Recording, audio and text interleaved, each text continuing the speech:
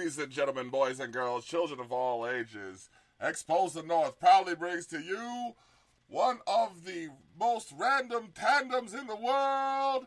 Tilly holding it down for Truth Gang Home Records. The Block from Expose the North. How you doing? What's up? What's poppin'? What's poppin'? New intro. It was youngster. You know what I mean? I like it. I had to hit him with some flavor. Had to hit him with some flavor. Yeah. All right. Yeah. What is good, motherfucking people? Oh my gosh, bro. Okay, good. Boom. What's good is the fact that one of the last things I popped up on my screen was from Raw, and I think I think I'm good. No, I gotta go back to the shows. No, that's the show. That is the shows. Okay, no, I still gotta go back to the shows. Damn it. It's all good. You should have links now. I sent links to all three. Oh, shows. you have? Okay. Through Facebook? Let me check that messenger. Let me check that messenger. Okay, I'm about to get, bombarded with messages right now. So, until then, how was your week? Life of trying to, quarantine life mostly. Yeah. Had quite a long shift of baking last night. I got home at 2:30 a.m. We were scheduled to work until 1. Oof. And I also, and then I ordered Skip the Dishes because I have no food, and my delivery driver was unable to locate the numbers on the doors, despite being told exactly which door on which side of the house it was. Oh no! You're not telling me you didn't get your Skip? I got it, but the whole contactless delivery thing was null and void by the fact that the bag was not sealed, and I had to spend fucking half an hour waiting for somebody to jump into a chat support who never showed up. They just closed the chat. So Skip the Dishes is not going to be sponsoring us probably because wow, it's not a glowing review. Yikes! That review seems very dull. Yeah, no, that was garbage. So that was not the way I wanted to wait for my food after 24 hours of not having had any. But yeah, that was fun. Jeez.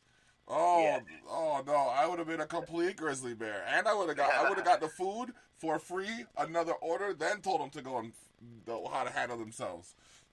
Oh yeah, no, I will be getting onto a chat. There will be a support chat had at some point.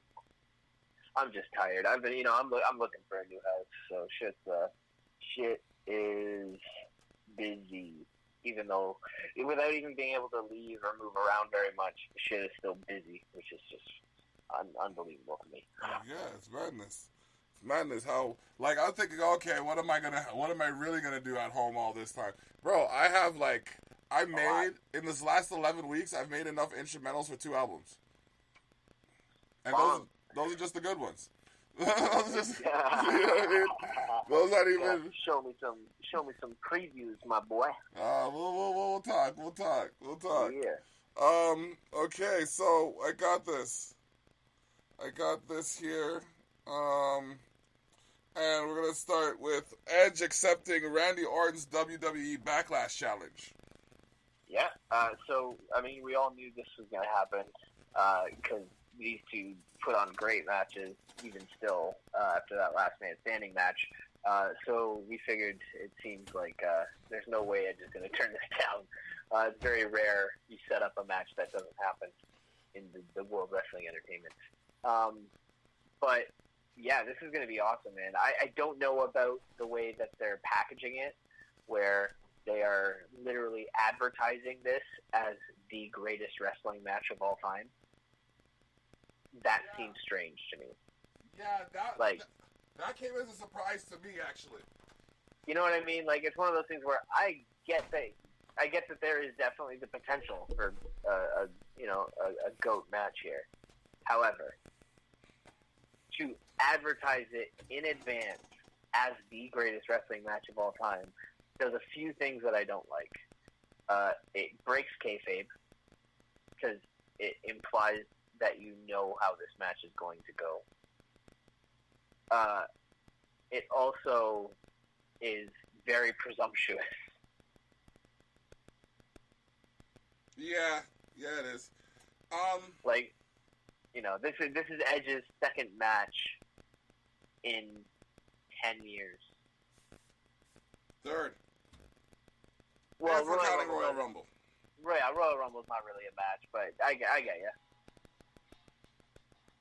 Okay, yeah. So. But yeah, so very cool. I'm super excited for it. I think this is going to be very good match, very fun, very technical and just perfect. I feel like they're advertising it a little strangely to a point where that could take away from it because it's building more hype than it needs. Like, if they were to let it happen and then it did live up to that moniker and title it that, it would have been better than for them to... Exactly. Because now they're going to think, okay, like, is there going to be... And I'm calling this from right now, there's going to be a spear KO. Yeah, oh yeah, for sure. He's going to go for a spear, there's going to be an RKO. I don't know if it's going to finish him, but I'm calling a spear KO. Yeah, I would definitely agree with that. I think that'll happen. And yeah, it's exactly what you said. Like, when you're putting an album out, you don't put it out and say, "Hey, this album is going to be the greatest album of all time." Unless you're Kanye. Exactly. Before you've even recorded the track to it. Mm-hmm. This is, that's what they're doing here, and it's like, okay, now everyone's expecting,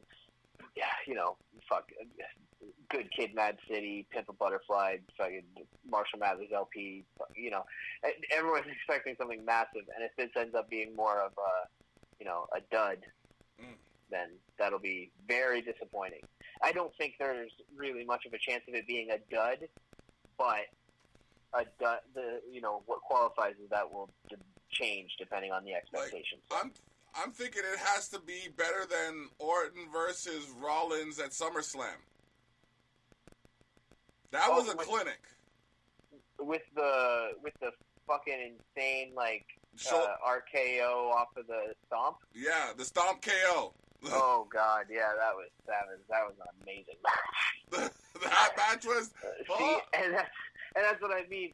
Like, and the same thing goes with Edge. Like, but Edge and Randy have so many fucking incredible GOAT matches where it's like, are we really sure that that's gonna happen this time? There's so many of them that how many do you got? Maybe they're going over the tapes. That got the best reaction in that match. This got the best reaction in that match. That got the best reaction in that match. Let's do all of that shit in this match. Yeah. Well, hey, man, yeah, and like I said, I hope it is. I hope this. I have high hopes for this match because I love Edge and I love Randall Keith Orton. I think both of those motherfuckers are god tier on the power ranking scale for all timers list. Yeah, man, they're definitely two of the best. Like, I'm a fan of anything Canadian. I just realized that I just came to the information that Chelsea Green's from Vancouver. I didn't like the bitch until I heard that. Now she's my girl. You know what I mean? I was gonna say that's why you got to be saying you like this. Yo, expose the doors, baby. Expose the doors. That's what it is. I'm like, man, it's like I mean, I liked Chelsea this week, but I didn't think she did anything that changed my opinion on her. Yeah, man. I wonder where that came from. They announced it from Vancouver, Canada. I was like, Vancouver, eh? What do you mean? I heard Vancouver, and I was like, oh shit. Yeah, it's all about that. He's like, I checked with the wife manager. I said, was that Vancouver, Washington? She said no. And I said, I like her. Yep. I'm telling you. Oh man, that's great. Okay, moving on. I'm gonna hit this bowl while you read this. All right, we got Murphy defeating Humberto Carrillo. When Humberto Carrillo came out to confront the Monday Night Messiah for his brutal attack 1 week ago on Rey Mysterio, Seth Rollins' disciple Murphy stepped up to take on Carrillo, even though he had a match with Aleister Black scheduled for later in the night. With a helping hand from Rollins, Murphy put Carrillo down for the 3 count with Murphy's Law. But when Murphy refused to stop attacking after the bell, Black rushed to the ring to start the fisticuffs a little early with Murphy. Rollins' disciple ducked a black mask and escaped, opting to save himself for their upcoming match. Now, we don't usually read the paragraphs on this show anymore. No, we don't. But that was short But enough for me to read while you did what you were doing. I wanted to smoke a bowl, but also, I will always happily listen to more information on Humberto Carrillo losing. Still not liking the guy, eh? And gentlemen, that is what happened here. Yes, no, I don't. I fucking he's a shit. I hate him.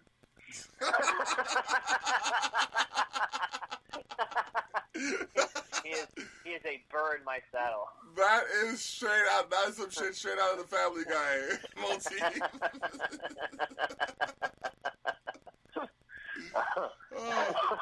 Because he's just bad.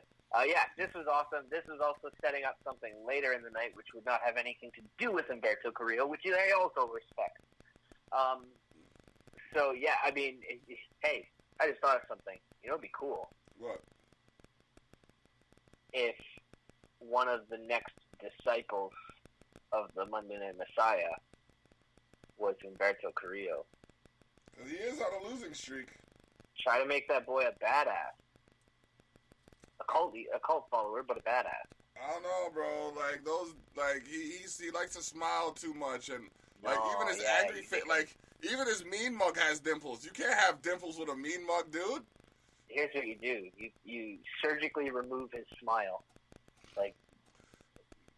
and then you dress him in all black, head to toe, cover his face. Cover his face. Okay. Yeah, cover his face. And then what you do is after 2 months, you never use him again. Oh fuck! I thought he was going somewhere with that. He's like, swerve. I was going to a much better future. Oh man. Oh, that's Carrillo-less future. The Carrillo-less future. Carrillo, oh man, careful before you end up getting losing a man's job. Carrillo needs a career change. Carrillo change. No, he didn't. Yeah. Oh man. Oh man. Fuck yeah. Shout out to Chick Chipperson. Alright. So next up we got Charlotte Flair defeating Ruby Riott. Yes. Surprise, surprise. Who thought Ruby would lose this? For those of you who don't know, that was sarcasm. Yeah. Why is Charlotte on having matches more on Raw than on NXT? No, she's the NXT champion. Yeah, but I'm telling you, I've been telling you this, bro. They're going to they put it on her so she could give it the same luster that the other titles have. But it has that. It has that, and her being that champion has that. But her having her matches not be on NXT, because when she's having the weeks that she has matches on Raw, she's not having matches on NXT. She's just showing up, and that makes it less. She should be fighting on TV on NXT more. It's just, I don't know, it's weird. Oh, man. so you're saying really you're saying instead of showing she should show up, quote unquote, to SmackDown and Raw, but she should fight on NXT. Exactly. If she wants to show off and be on Raw and stuff to bring attention to a match she's having on NXT, that's awesome. That's bringing eyes to NXT and increasing the luster that is of the already very impressive history of the NXT Women's Championship even more by bringing more people in there.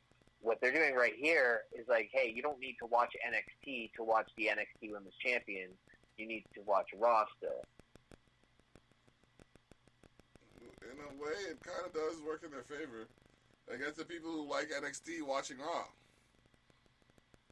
I guess so, but I feel the people who watch NXT are already more of the hardcores. Less so recently because more and more people are seeing it because it's on USA. Yeah. And people flipping through channels might see it more that don't know about it maybe. But I just feel it's a really wasted opportunity to bring more eyes to the brand that is doing the most interesting things and is, widely regarded as being the more interesting product overall. You hear that, WWE? He's talking to you. Dropping jewels. I am. Dropping jewels.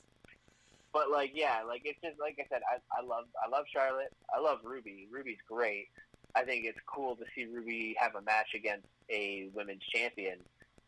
It's just unfortunate that it's in a non-title match on a brand that the title doesn't belong to. Wow, way to take the air out of his dirigible. way to go, WWE. He's disappointed. You dopes. All right. We got Nia Jax who crushed Asuka's championship celebration. Yeah, goddamn Nia Jax, you big bitch. That's mean. Why you gotta... It was a happy anime party for 20 seconds. Oh my gosh. Was that not the funniest shit ever? Oh, it was amazing. Kairi Sane played the recorder. Yeah. Like she was a 12-year-old Japanese girl. Or it's just insane. It was so weird. And then, Nia Jax came out, basically told her, bitch, I'm coming for that title. And that's going to be a good feud. I really like Nia. I don't know if I want her to win or lose that feud, though. I want it to be, and I'm gonna get it. I want it to be. I'm calling it. Hold on. And both are champions, and then everyone smiles and has a picnic. Nah, man. The last time Nia won the championship, she didn't cry properly. No. Oh yeah. I'm sorry, Nia. I love you, girl, but no. But what it was I think it's gonna be some interference. Someone's gonna come back and interfere. And it's gonna stretch out the duration of the feud. I don't know who's gonna come back. Do you mean not on Nia's behalf? No, they're just someone looking to make a name for themselves. Someone that's been out for a minute. Oh, a third party. A third party's gonna come out and just interfere with something. I could be wrong because this one's just a far-fetched guess. But I feel like someone's gonna come out and interfere, and it's gonna cause Nia to win by disqualification or something by disqualification. So she has to fight her again at the next pay-per-view. I like that. Yeah, that could work. See, I'm listening. Yeah, that could work. And we get a triple threat later. Yeah. What's the next pay-per-view? Oh, July is the one before SummerSlam, so... Clash of Champions, I think. Potentially. Because the next one's Backlash. I want to say Clash of Champions. Because August is SummerSlam. We're doing some back checking. While we're checking, we'd like to let you know that Troom Gang and Explosive North bring to you some of the latest of what's happening with the combat sports world. We discuss the elements of the WWE, the NXT, and some AEW, and some UFC, ROH, and NJPW. We mentioned them just to give them some press. Yeah, we love them. You know what I mean? They're like those cousins you talk about just because they're cousins. Yeah, exactly. Oh man. Extreme Rules. Extreme Rule. Yep, someone's gonna interfere, or someone's gonna interfere. I see this. Shayna. It wouldn't surprise me. Yeah, that would make sense. That would fit. I feel Shayna. Yeah, if Shayna came out. In fact, I feel stupid for not having just assumed Shayna immediately because she was just in the feud that got ended by Seth's kid. Oh, yep. There was interference there, all right. Oh yeah, definite. Definite. So that's what we're going with. All right. Yep. Bobby Lashley defeats R-Truth. What's with all this brother-on-brother violence, man? Oh, black on black crime. We only got 2 brothers on the main. We got like 4 brothers on the main card, and all of them, like, you see, we got 4 brothers on the main card. One's a musclehead, one's a goof troop, and 2 are comic relief. What the hell, man? No, I'm trying to figure out. Yo, Vince. It's like Quentin Rampage said. Black on black crime. That's all he said? That's all he said. He was asked in like a pre-fight press conference for his fight against King. What's the guy's name? King. Not King Booker. King Mo. King Mo. No, King Mo. Okay. Yes, King Mo versus Rampage Jackson, I believe, for Bellator.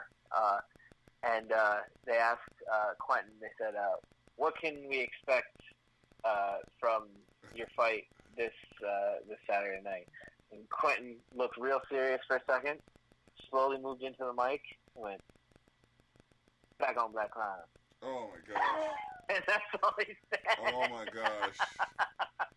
Wow. Yeah, that's basically, there's a lot of that going on. Like, I mean, like, shit, man. Like, y'all need to put away your guns and shit, man. Like, Toronto. We gonna talk about that on the Terrell Effect tomorrow, on Saturday. But, there you go. We gonna talk about that on Saturday. But, yeah, man, so yeah, that's Lashley basically... versus Truth. I mean, I don't understand. Here's what I don't understand. Why do I still have to see MVP around? Because, man, he sucks. There are people who like him, bro. As He's much bad as you at his don't. job. Who? What do you mean? He took that Claymore like a real jobber. Who likes him? I didn't say I did. I was just saying, like, there are people. No, I know you didn't, because you trashed him with me. Yeah. I'm just saying. That's what I'm just saying. I didn't mean who. I haven't seen these people speaking. Who? Who? Oh, I man. heard him. I'm on wrestling. Like, I'm on the Squared Circle subreddit. I'm on wrestling Twitter. I'm on everywhere people talk about wrestling on the internet. And I have never heard a single person go, "Oh man, you know who's fixing all this? You know who's making Lashley great again? Motherfucking MVP." Like, not a single. Nobody's ever written that. No one's even paraphrased that. Wow. Oh man. I'm sorry, but the man said he was retiring and then didn't leave. He didn't leave for a second. Didn't even go out the door. He stepped just forward like, through the "Yo, threshold and spun around and just like, I forgot something. You know? Yeah, exactly. He's like that bad date who like intentionally leaves their hat like George Costanza did on Seinfeld. Oh, that man. girl he wanted to see again, and he left his hat intentionally in the house so that he could go back and see her. Like, just MVP, take your hat and go. Take your hat, man. Take your hat, man. Because they're gonna keep getting that Claymore kick, as you call it. Oh my God. I hope every single week Vince is whispering into Drew's ear, hit him a little bit harder with that this week. Head fake him, then hit him with the real shit. Yeah. Vince is literally paying MVP because he wants to see him hurt. Oh, man. WWE Women's Tag Team Champion Alexa Bliss and Nikki Cross defeat the Iconics by disqualification. You can't see me right now, but I'm doing the Peyton Superhero voice. pose? Yep. That's my great. girls, man. I fucking love them. Oh, my They're goodness. the shit. And yeah, I mean, this is actually a really good match overall. There was a couple small botches, but nothing major, like nothing at all. Yeah, I just exactly like I was before. I was very happy to watch these two go at it.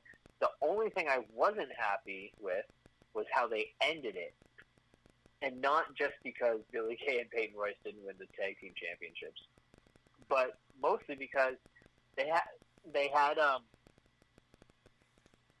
kind of teased some dissension between the two of them because Peyton got them disqualified by just continuously boot fucking Bliss into, or no, it wasn't boot fucking her, I guess.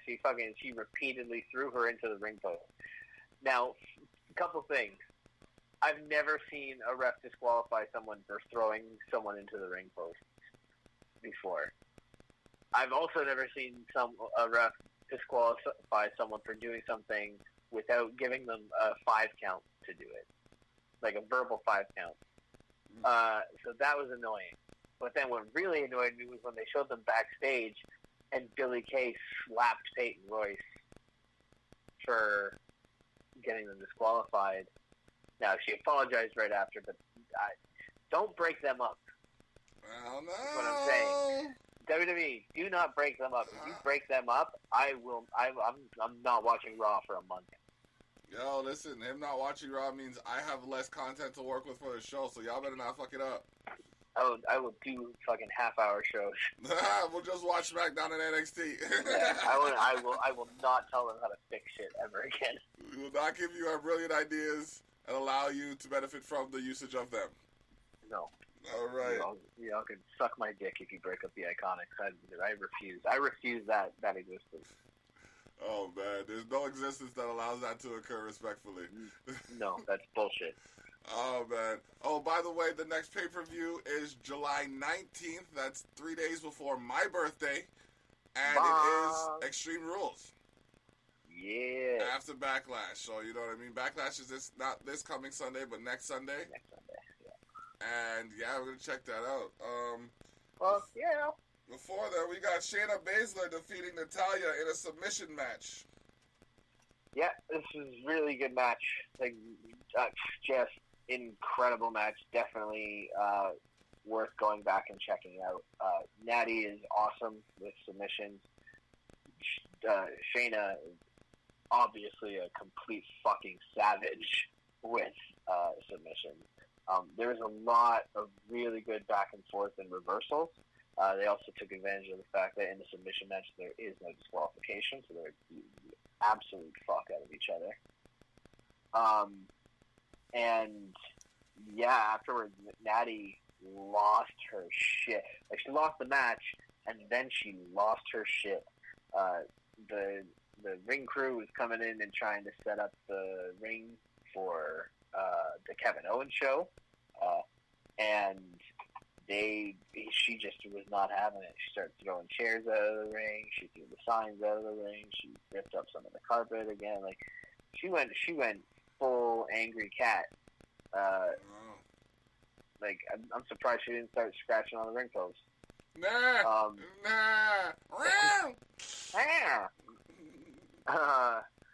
So yeah, it's very strange, but it's exciting to see what they're going to do with it, because I think maybe they're actually going to give Natty a story here. And if Shayna's not going to be put into that title picture, if that's not going to happen, her versus Natty, I could watch that for a couple months for sure.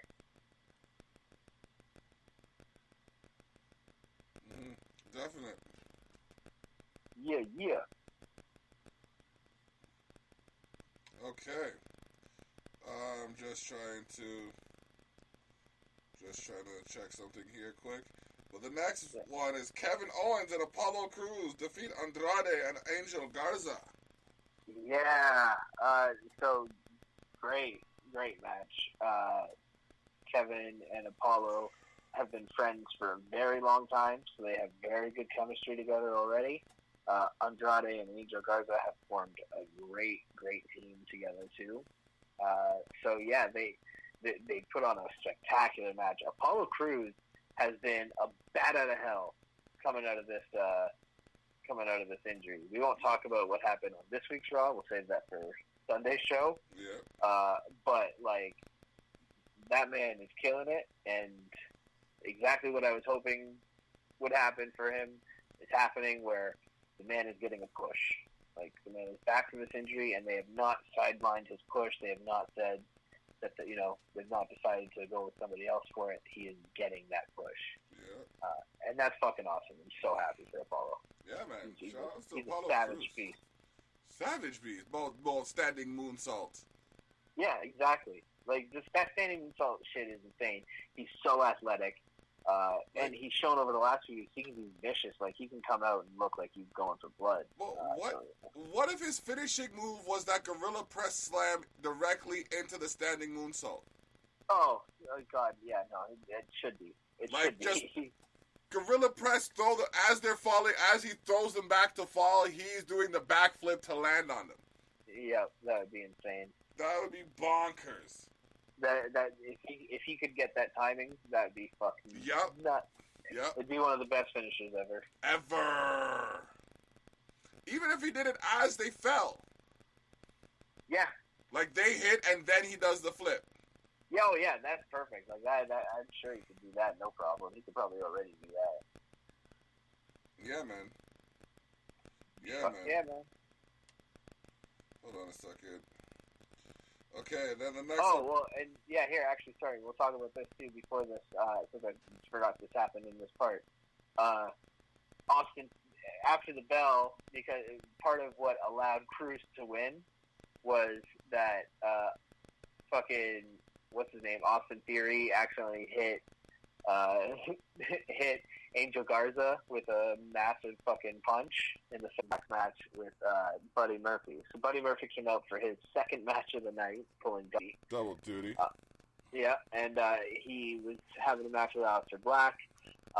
While fighting him, Austin Theory was outside the ring, kind of beat down and disheveled, not knowing what he's going to do now after, obviously, the booted from Zelina Vega's management firm. And as happened a few months ago with Buddy Murphy himself, when he had lost, he was comforted by the Monday Night Messiah, and he sent him into the ring to help Buddy Murphy with the problem of the complete monster that is Aleister Black. Aleister Black is a demon, surreal. Yeah, he's definitely demonic. But then it's funny. He plays that so well. And then you see him and Zelina Vega started a YouTube channel, and he's riding around wearing like baseball hats that are like mad colorful, and fucking around with Zelina, being playful and weird. So like it's awesome. He's great. Like, he is such a good performer. Okay, yeah, I agree. Because that is not who he is in real life at all. Like, he is not like all fucking intense like that. Okay. And like even they did one of those the ride along episodes, and it was Zelina Vega and Andrade driving, and Zelina called Aleister on speakerphone, and at the end of the conversation, he goes, "All right, goodbye. I love you, Andrade." Yeah. Like he's a funny motherfucker. He seems like a good dude. All right. Oh man. So next we got the Viking Raiders defeat the Street Profits in an axe throwing competition. Didn't I tell you though? You did. Didn't I tell you? God awful. This was fucking bad, man. I don't know why they are trying to destroy the Viking Raiders' scary image. Man. Well, they gave it. Bless you. They gave it back to them with the axe throwing. I don't know what's. No, that is not badass. That is something housewives do for $13 at a fair. Bro, throwing axes is badass. I'm sorry. Actually, no. Badass. Landing, throwing axes is badass. Just throwing the axe is not. But if you can get it on target, that is. I will point out that not a single time did they have a shot where they showed them throwing the axe and it hitting the target. It was always cut to very close-up shots of the axe going into the wood. That's fine. I don't think they hit anything. I don't think they hit a single goddamn thing. I don't even think they ever threw an axe. I think that was all CG. Oh, wow. CG meant to ruin the Viking Raiders' badass image. Oh, man. Well, they're taking away from the quote-unquote gangster nature of the Street Profits. Oh, no, you 100% they are. You know what I mean? They are putting both of these amazing teams into slapstick comedy bullshit. Well, like the Street Profits were a little bit slapstick. They were funny. They were funny before. They were funny, and they had good comedy, and they would do little segments like with the backstage thing and all that. Yeah. I feel like this is taking it to a different level even than that was. Like this isn't even the Street Profits style of humor that they were showing before. Like this is a different and a more corny thing than that. Like the corniness seemed more tongue in cheek when they were doing it backstage, as if they were doing like Weekend Update and stuff. You know what I mean? Okay. Where now it seems like literally like almost like they're not. It's just too much of like ha ha ha. This we're everyone going into each other's world here. Like I don't know. I don't like the look of it. It doesn't. I hate to disagree, but I kind of like it. You know what I mean? Like, hear me out, though. Hear me out. Like, for the rounded element of them showing their capacity to compete in different sports, whether or not they're actually showing them in like showing them in their true competition, they're showing things outside of wrestling that people can do. Right, but it's a wrestling company. I get that. And I think this is showing why they're a wrestling. But this is showing. But this is why they're a wrestling company. I think that's what they're doing. They're showing why they're a wrestling company. Because if it were basketball, then you know what I mean. It wouldn't be a competition. If it were axe throwing, it's not a competition. But if where it comes to fighting, everybody has the ability to win depending on how well they fight. But all of that is without having them do all this stuff, right? Yeah. I would argue that message is implied by the fact that they are wrestling each other and are doing very well. You know what I mean? Like we can see what they look like, and we can see them wrestling each other, and it's obvious that they are good at wrestling, and that is what they are good at doing with as an athletic endeavor, because that's the endeavor that they're in, right? Like it would be assumed that they're not as good basketball players as they are wrestlers. Well, that's the thing. Like, why would you make that assumption? Because that is the sport that they excel in. Okay, but then you have the likes of Bo Jackson and other. Right. No, I mean, obviously there are super rare exceptions of people like what's my man's name who has a Super Bowl and a baseball Major League Championship. I would think that's Bo Jackson. No, it's not. It's not? I mean, it might be. I'm sorry, it might be him too. But there's someone else I'm thinking of. Deion Sanders. Deion Sanders. That is who I'm thinking of. Thank you. So there are the super rare cases, but then there's also people like Michael Jordan, who are the greatest basketball player of all time, and then it's like, yo, you know what? He'd probably be pretty good at baseball, and that's what he wants to do. And then it was god awful. Yeah, because the mechanics don't transfer.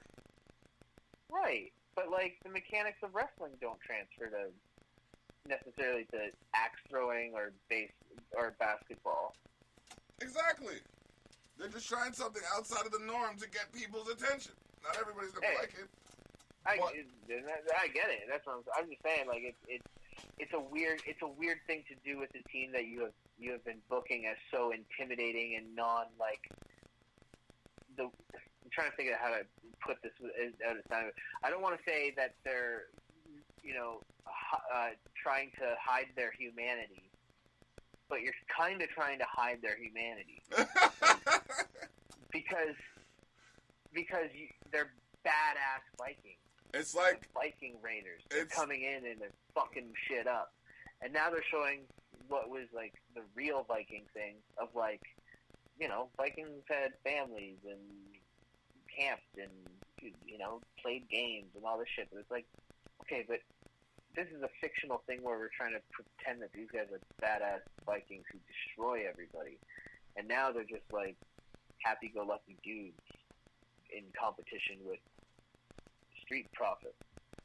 And like I said, I think the Street Profits are being a little bit served here too.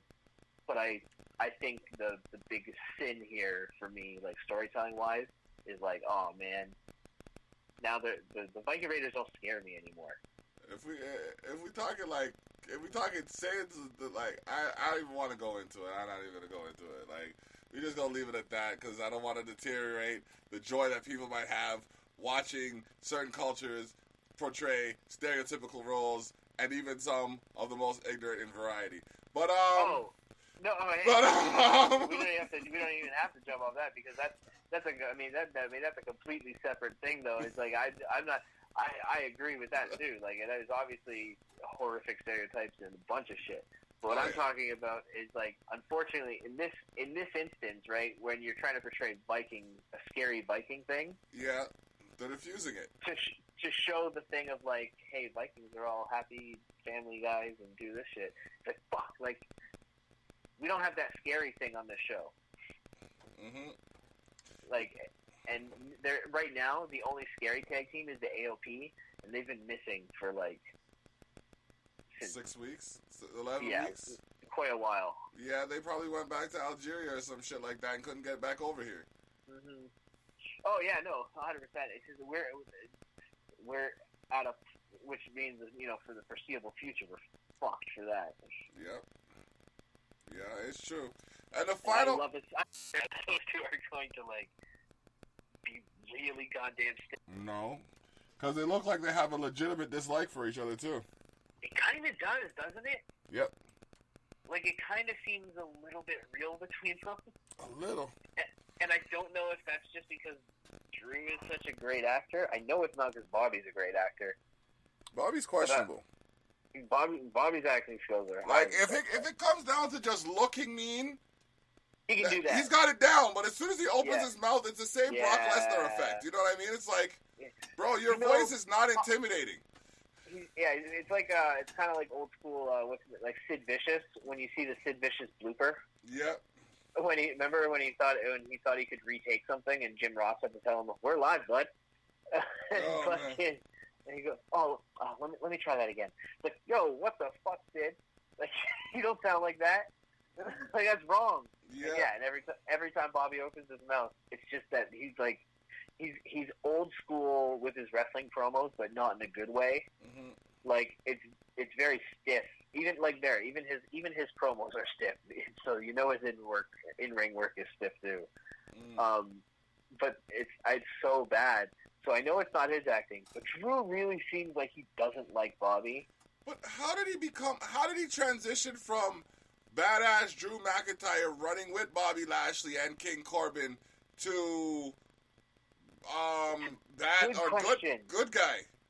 It's a real good question, isn't it? Like how? Like and we just ate it up for the last 8 months. Well, the answer is he won the Royal Rumble. True. Big ups to Drew, but so that allowed him to turn face? Well, it was the promo he cut the night after the Royal Rumble. Because he cut the promo on Brock Lesnar, mm-hmm. and he had this like sarcastic wit to him about it, and I think that just won people over.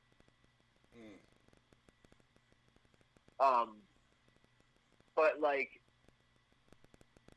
I completely forgot until you just mentioned it that he was running with Corbin. Running with Corbin and Lashley, bro. I totally forgot that happened. Exactly what I'm showing you. Yeah, that is a fact. That did happen. That is a hard fact, bro. Yeah. Like, It just clicked. Like, I'm trying to remember. not even the same. I feel like even when he was running with them, it was always a very tenuous thing. Like, I feel like there was maybe backstage stuff where where they showed them talking, or like, you know, Corbin trying to get them together, like, with a plan. Yeah. And both of them, like Lashley and McIntyre, kind of being like, I'm not listening to you, like, fuck off. And then just going out and beating their asses their way. But I can't be certain, and it's a burning question now. I can't stop thinking about that. That's fucked. Telling you, man, it's just one of those things. It's like the WWE could take what you love, fuck it up, and serve it back to you, and you're gonna eat it. Sometimes. No, Yeah. almost all the time, bro. Too often. Not all the time. Not Definitely all the not time, but too often. Definitely too often. Too Definitely often. Too often. I agree with too often. You know what I mean? I also think that has to do with, I think, less WWE and more Drew. I think Drew is carrying most of the weight there. Bro, I feel like the talent might be carrying most of the weight on the level of acceptance we usually get, just because of how good they are. Yeah, and likable. Then you got Owens, and Owens has flip-flopped Like a couple of times. Yeah, exactly. And I mean, that would be the perfect example of what I'm saying is Owens can make anything work.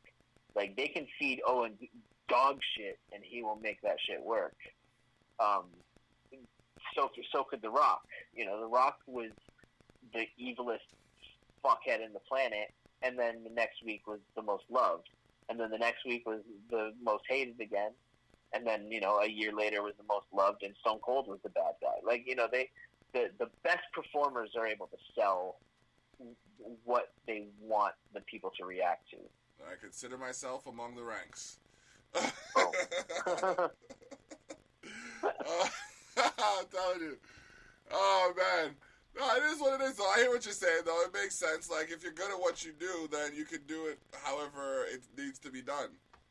Yeah, like, you will find the way to make that thing work. Yep. And, like, all the best people, when I've listened to, you know, like, them do interviews, and when people ask them what do you think is, like, the secret to your success, it's like, and they always say it's you take what you're given, and you, even if you don't think it's, like, cool or great, you find what's cool or great with it, and you accentuate those things. That's deep. Yeah. That's deep. Let's get into these last two reviews before my computer decides to be a full-out douche. Yeah, let's do it. Excuse me. All right. Karrion Kross defeated Liam Gray, and Tommaso Ciampa challenged Kross. Yeah, so a couple things here. I will forever call him Killer Kross. His indie name. Killer Kross is a way gangster name. Gangster? I'm going to yeah. put a pin in that. We're going to talk about that later. All right. No, that's a word. Gangster is a word. Gangster. Yeah, 100%. Gangster. Gangster.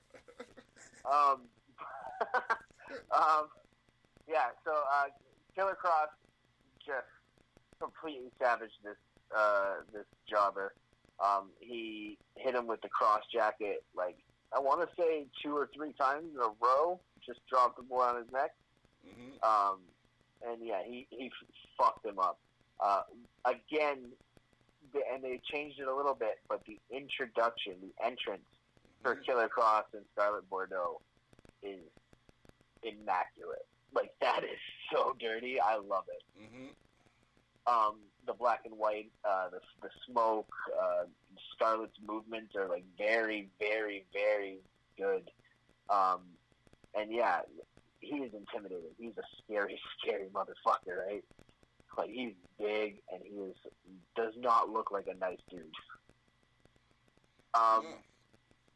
Also, Tommaso Ciampa, back. I love it. Why is he back? I thought he was out of NXT. Yeah. Remember the whole thing? The Black Heart versus the Rebel Heart, and one last dance, and Yep. Like all of it. It was. That's what it was. That person was gone, and that feud was done. So it's and that's why they would be gone. So that way they couldn't do that feud anymore. And now he's back because he was attacked in his farewell video from NXT. That's why he's back, because he was attacked. Oh, I get that. That's why. Just seems strange. I'm not denying that. I agree with the range. Yeah, it's so that's strange. But once again, I love Tommaso Ciampa. I actually prefer him on NXT anyways because I don't trust the main roster to necessarily maintain the integrity of his character. Yeah, I can't imagine why I don't trust them for doing that with NXT War guys, Raiders, but, Viking Raiders, Street Profits, Right. Street Lawsuits. Right. Who else? Yeah, Yes. no, there are some stupid fucking decisions they've made. I guess I am justified in that way. Only some of the few that maintain their integrity is like, well, Asuka they fucked up, Roman they messed up too. Like, KO is doing well. KO did well. But they've also fucked him up a few times. Of course, yep. Yeah, I mean, Jesus Christ, for the longest time, Aleister Black was getting completely misused. Ricochet is still getting completely misused, or not used. Exactly. EC3. Where is that guy? Where is that guy? He left. He was released. Oh, see? So, like, they literally did zero. Yeah, we'll do that for a new episode. Right. Okay. Yeah. And we're reconnecting, and there we go. Boom. Perfect. All right. So we want to go through this. Let's go to the cruiserweight match. Yep. El Hijo del Fantasma defeated Akira Tozawa to win Group B and interim NXT Cruiserweight title match. Yes. This is.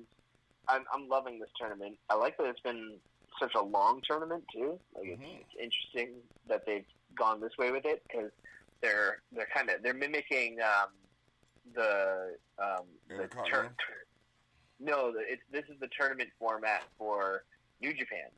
Oh. This is how New Japan does their tournaments. They have Group A and Group B, and the Group A people fight each other. The Group B people fight each other, and then the winners of Group A and B fight each other, and that person is determined as the champion. That's how they do it for Best of Super Juniors. That's also how they do it for the Neverweight Open title.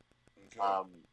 So yeah, like they're very clearly fighting off of New Japan's format, but they're doing it well and it's working. So continue.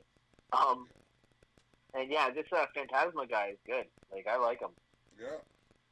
Name's a little bit iffy, but Name is a little iffy, and the name. You know what the name reminds me of? The name reminds me of like what would be somebody who's actually a wrestler we all know and is going to be demasked at some point and be like, holy shit, it's Alberto No, Del shut up. Rio.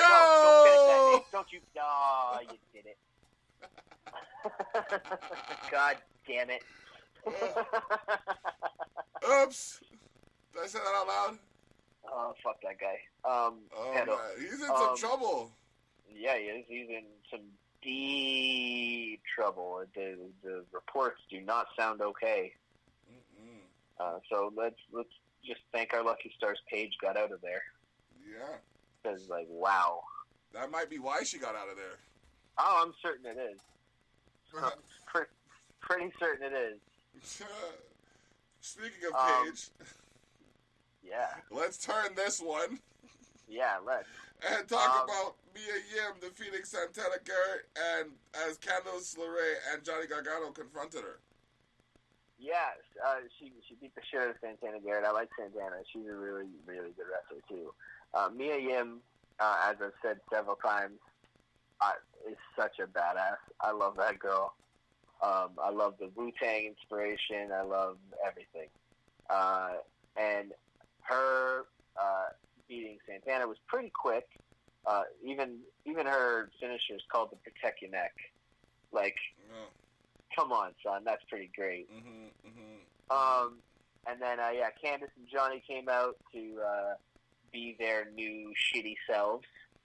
Man, they're good at that. They're so good at, like, so you know how, like, you have to remind yourself that, like, right, me hating, like, Corbin's doing a really good job because I really fucking hate his guts. Candice and Johnny make me forget that a lot. Oh my gosh, I look at them like, it's hard for me to watch them sometimes. Yeah, I'm just like, what the fuck, man? You guys used to be nice. You're really mean. They're shitty. Like they're like, it's fucked up because I know, like, I've seen the kind of, like, people they are when they're on, like, all the, like, outside of WWE stuff and, like, social media and, like, the stuff that they are involved with and their jokes. Holy shit, is this not, like, this is so different. Like I said, it literally, sometimes it's hard for me to watch. Like, the video vignettes that they do when they're at their house at the dinner table in black and white, where, like, it's normal, and then all of a sudden it goes to that weird, like, shaky, multiple, like, framey camera thing. Yeah. When they're saying, like, what did evil shit. This week was fucking hilarious. Yeah.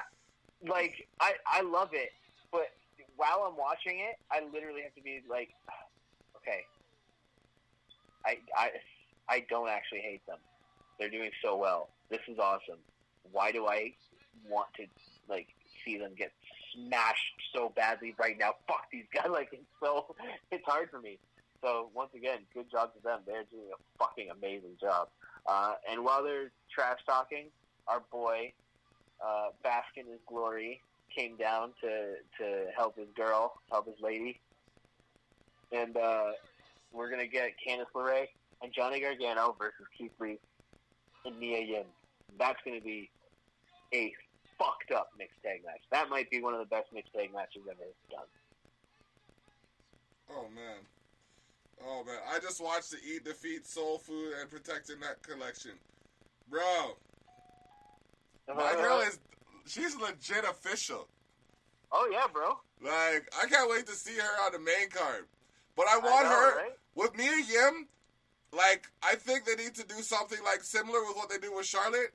Like, if they're going to stick it with Charlotte, then anybody who wins the title after her should have to do the same route. In the sense of, defend it on NXT, but challenge others from SmackDown and Raw. Yeah, I'd like to see her against a bunch of people for SmackDown and Raw. I hope that those kind of things get more put back to Survivor Series things. Yeah.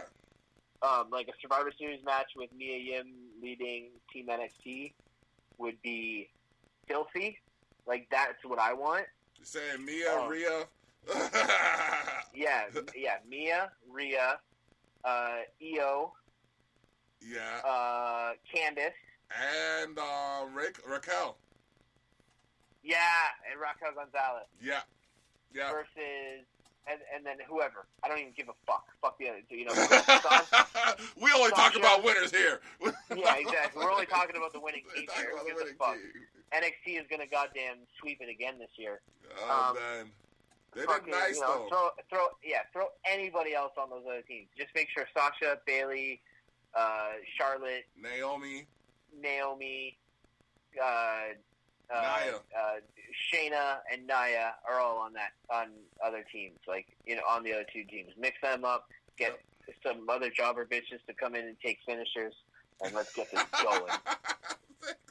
Some other jobber bitches. We can't call them bitches, bro. It's 2020. We gotta call them bitches. I don't mean bitches as in because they're female. I mean bitches as they're jobbers. It's like that was not a sexist comment. That was not a sexist comment. Oh my gosh, I don't know. I don't even know where to go with that one anymore. So we'll go on to the next one. That was a jobberist comment. That was a jobberist comment. Yeah, I'm a jobberist. He's not against women. He's just against jobbers. Oh. Yeah, I think jobbers are bitches. Oh my gosh. All right, moving on. Roderick Strong defeats Dexter Lumis. Fuck yeah, he did. Great match. Really, really, really goddamn good. This Dexter Lumis guy. He can take a bump. He can take a fucking hell of a bump and never change the expression on his face. That has to be some good practice, bro. Like, my dude does. Good practice. I think he's a real MK Ultra patient. I think he's an experiment. This man's been in a bunker since 1945. Oh, man. Having LSD pumped into his system with a TV screen fucking 3 inches away from his face. Blasting ultraviolet shit like fucking, what's it called? Like Clockwork Orange. Oh, man. That's intense. He is very intense. I'm not going to lie. He's scary. Now, you just got to keep his character. Like, honestly, if they keep his character like that, he has a legit place in anywhere on the roster. If they start trying to show me this motherfucker going out to the movies and, like, having a... Okay. I guess we're going to have to speed through the rest. Right, let's just take turns going through the headlines on this. Okay. Only Lorcan defeated Danny Burch. Or Only Lorcan and Danny Burch defeated Everrise. I'll start with this one. First of all, Everrise? Come on, bro. Like you can't be in a male-dominated sport and have your name be Everrise. No. That's not dick joke written all over it. Next, their real names should just be their team name. Their real names are Chase Parker and Matt Martell. Yeah, like, what's wrong with you guys? Go with that. That's fine. That's perfectly fine. Everrise? No. Like, what are you, like a baker or something? Speaking of baker, shout out to you for putting it down, yo. Bro, the numbers were insane. I'm just saying, like, it was fucked up. Like, you probably never seen that much of whatever you cooked in a long time. Oh, dog, I literally made 288 loaves of bread. Holy and fuck. 180 buns. Holy jeez. From goddamn scratch. Oh my gosh. Wow. Yeah, it was with 4 ovens. Wow. In the heat. Oh yeah, it was fucking hot. In the heat. Oh my gosh. Okay, next one's on you. All right, Drake Maverick defeated Kushida to force a triple threat match to decide Group A in the interim NXT Cruiserweight title tournament. This match was fucking incredible. It was Drake fire. Maverick, so good. Kushida, so good. He got locked in the hoverboard lock a couple times. Yep. There was a crazy armbar attempt that looked like it was like legit gonna it looked like it was gonna pop his arm off. And yeah, it was fucking amazing. He tried to hit him with that awesome bulldog that he hit his opponent with last week off the top rope, but instead he kind of rolled him up in an interesting way and got the 3, which is now going to be a triple threat between El Hijo del Fantasma. No. El Hijo is the other group. Oh, you're right. This one is Jake Atlas, yeah. Kushida and Drake Maverick. Yep. Yeah, Maverick's gonna win this, man. This is crazy. I love this storyline. This is, for me right now, this is probably my favorite storyline that's going on in WWE. Just because it's so well written. It started off so real. Mm-hmm. Like, it started off with he was booked to be in this tournament, and then he was released. He was going to finish off that match, and he managed to convince that, like, he's winning it. Like, he's going through this now, a complete underdog, winning back his job.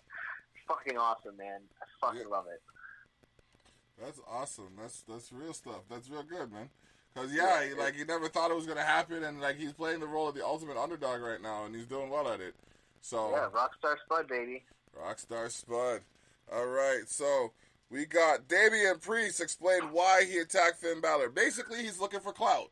He knows that Finn has the smoke, and he wants the smoke, and he about to get that smoke come June 7th as WWE's NXT presents TakeOver in Your House. How you like that? Yes. Very good work. Yeah, very good shilling. Thank you. Good shillings. Good shillings. And then next we had Charlotte Flair interrupted Rhea Ripley in Io Shirai's match, which was a fire fucking match, and attacked both superstars.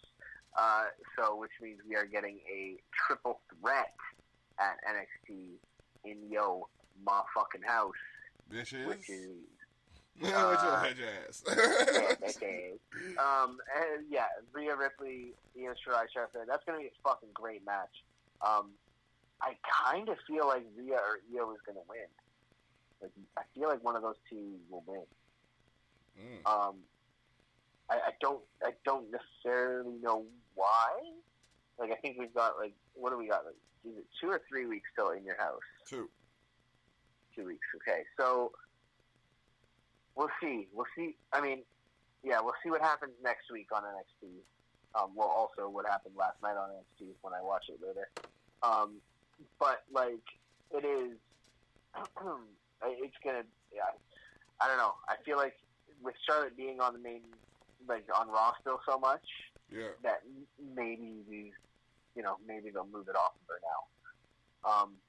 But we'll see. I'm very excited for that match. I think that's going to be savage. Yeah, definitely. All right, we got the SmackDown results up. Yep. Yeah, let me just expand this list. Because it gave me the short list. See more. Boom. Let me see more. Okay.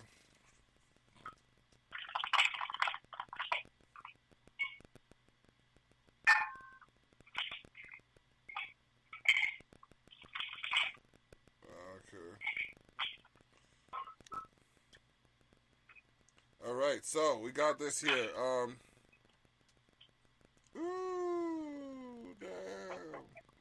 All right, so for the week of Friday, May 22nd, the Universal Champion Braun Strowman defeated The Miz. Oh, yes. I mean, that was, big surprise. Who would have thought that massive man would have done that? I didn't even know they had a match, so. There you go. Didn't even need to. I was in the studio. I've been, like, it seems like every WWE show, okay, it's like, I don't know if all those years of tweeting through the WWE shows has led to me being away from the WWE show, so I can't tweet now, or what. But, like, I got so much shit on my plate right now that I just gotta shovel it. Yeah. Yeah. No, I feel you.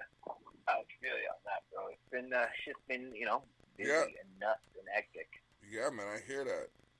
All right, so next is... Yeah, next was AJ Styles defeats Shinsuke Nakamura in the Intercontinental Championship tournament. Awesome stuff. AJ is now back on the house, or in the house that he built. That's going to be really cool. I'm interested to see what they're going to do with him besides him probably winning the Intercontinental Championship tournament. I'm hoping him versus Daniel Bryan is going to be insane. The final? Or is that the next one? I'm hoping that's the finals. I don't know if that's the next one or not. But I'm hoping it's the finals because I feel like they would put on a spectacular finale. Definitely. They both gave Brock a good run for his money, and they're not the biggest guys. Mm-hmm. I would say Daniel had Brock on his heels more than AJ did. Yeah. Daniel had, say what you want about the whole script and everything, but, like, Brock is a very stiff competitor. Oh, yeah. Like, he looks like the type to say, okay, like, bring it on. Don't ease up, because, you know what I mean? So, Daniel had to put on a show, and he did. Yo, man, that was crazy. I was marking out. I thought he was gonna win. Yeah. Oh, yeah. So did I. I mean, and I thought the same thing when AJ was fighting. I was like, holy fuck. Yeah. Like AJ, Daniel Bryan, Samoa Joe. Yep. Those three were the ones where I was like, holy fuck, they're actually gonna do it. The next run Brock gets Samoa Joe, Bobby Lashley, and Kevin Owens. Yeah, I want that. I want to see those three. I'd like a triple threat match with Samoa Joe, Lashley, and Brock. Oh. That would be a brutal fucking match. Yep, for sure. Like, super brutal. Yep. Speaking of brutal, well, I wouldn't say... Charlotte Flair's the main roster. She's a bluebird. She's a SmackDowner. Yeah. At heart. She doesn't count for NXT. If Bayley had beaten, like, Rhea Ripley when she was champion, then I'd say they were coming for war. This shit... Well, no, I'm just kidding. This is a good match, too. This is a really good match. Charlotte and Bayley always do good work. They are very... I thought it was hilarious. Wrestling Twitter was blowing up on Friday because of SmackDown. Because they were saying... everyone was thanking Charlotte Flair for kicking the Bayley-Sasha feud into overdrive. Oh. Nah. Oh man, that's what it does. Yeah. When you polarizing, that's what it does. Exactly. Oh man, so then we got who's that? That's you. Oh yeah. Next we got Dolph Ziggler and Sonya Deville. Boo. Defeated Otis and Mandy Rose. Yay. Mandy Rose. Boo. Dolph Ziggler. And actually, yay, Sonya Deville. So I guess just boo Dolph Ziggler.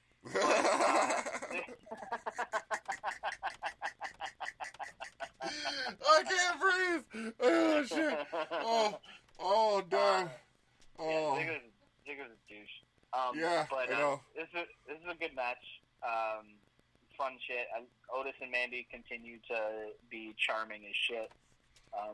I do still feel bad for my boy Tucky. He seems to be, unless there's something unless he has some sort of an injury that we don't know about, or is sick, or immunocompromised and doesn't want to be around some of this stuff. I don't know. I don't think so because he was around during the beginning of it. But he's not been on TV in at least a month and a half. Month and a half? Yeah. Probably-ish, yeah. And it's like, him and Otis are a team, and they're a really good team. And to see, hopefully they're not splitting them up.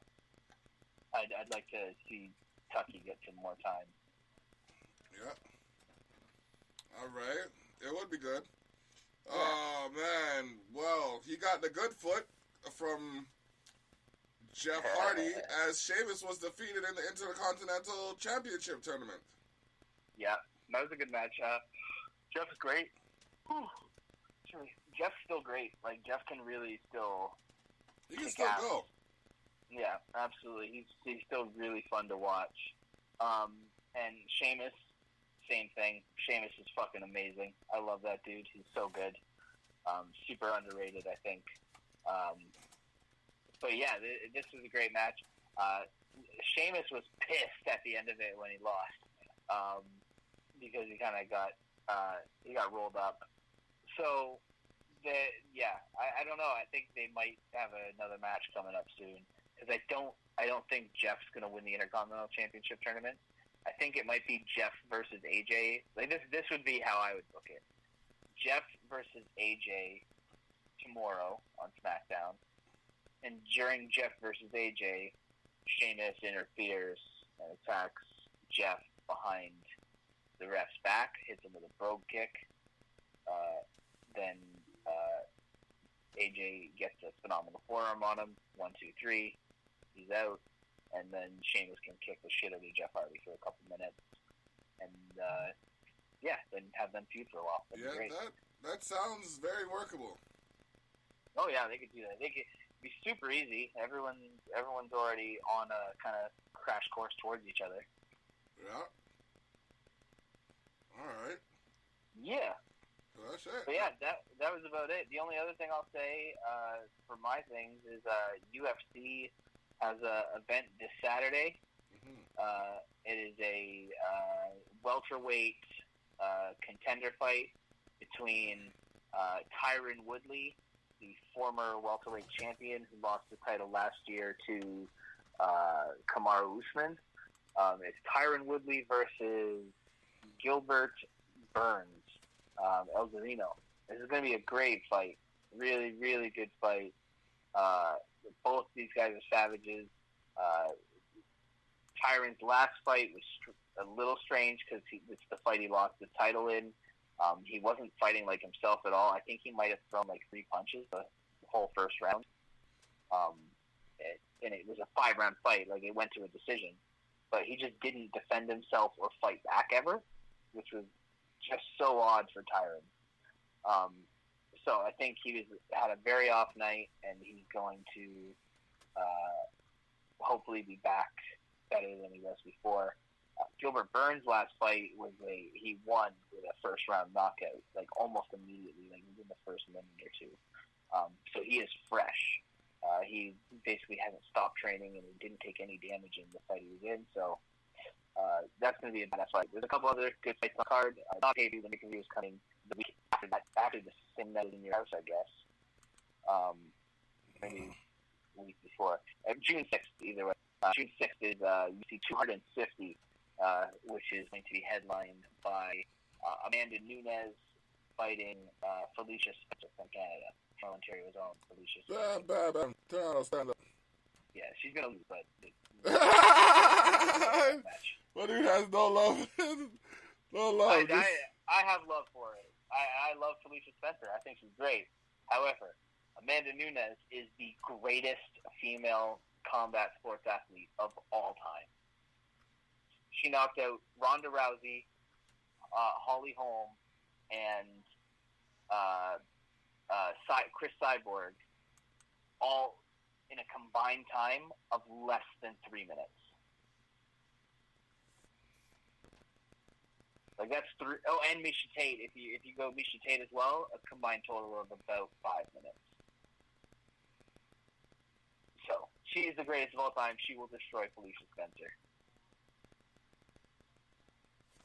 Okay. Unfortunately for her. You know me, I support Canada to lunacy, to the degree of lunacy. Oh, I appreciate that. You've got to. Someone's got to. Yeah. I will never against my word. She's in the fucking game. She's no joke. No, she knocks the fuckers out hardcore. Huh. I think Amanda Nunes could actually probably knock out probably half of the male bantamweight. Wow. Yeah. I put it there. Like, I'm just going through current male bantamweights. I'm like, Amanda better with him. Better fit in him. Amanda better speed him. She's got attributes on everyone. She's a level for sure. But yeah, let's we don't burn. Okay, well, we're good now, so let's end another episode of Tough Talks with Tilly and the Block. Bang, bang.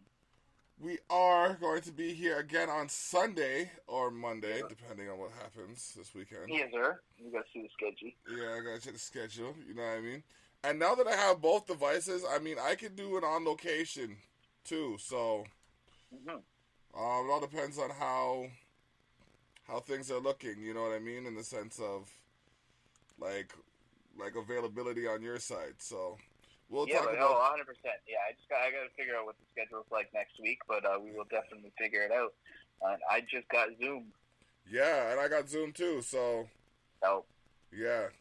We'll figure that out for Sunday, or Monday. Yeah, definite. I got a... Fuck, there was something I had to talk to you about after the show. Okay. And then, yeah. But... For those of you who didn't know, this is the end of the show. So basically, in my best Fink voice, it's time for us to go. Ding, ding, ding. You know where it is, and you know where we be if you want to listen to the 1, 2, 3. Ding, ding, ding. Oh, man.